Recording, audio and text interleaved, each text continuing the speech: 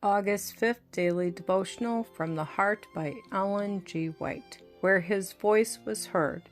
He will not cry out, nor raise his voice, nor cause his voice to be heard in the street. He will bring forth justice for truth.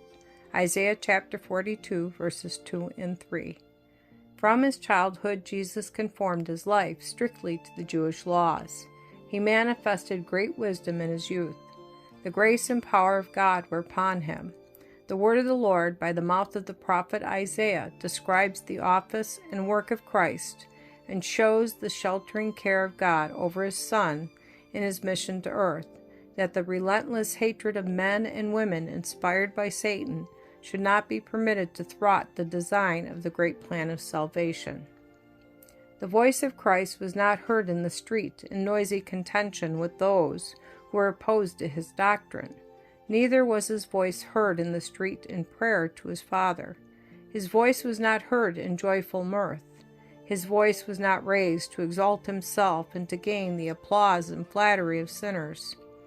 When engaged in teaching, he withdrew his disciples away from the noise and confusion of the busy city to some retired place more in harmony with the lessons of humility, piety, and virtue, which he would impress upon their minds. He shunned human praise and preferred solitude and peaceful retirement to the noise and confusion of mortal life. His voice was often heard in earnest, prevailing intercessions to his Father. Yet for these exercises he chose the lonely mountain, and frequently spent whole nights in prayer for strength to sustain him under the temptations he should meet and to accomplish the important work he came to do for the salvation of humanity. His petitions were earnest and mingled with strong cries and tears, and notwithstanding the labor of soul during the night, he ceased not his labor through the day. The chief priests and scribes and elders loved to pray in the most public places, not only in the crowded synagogues, but in the corners of the streets, that they might be seen by all and praised for their devotion and piety.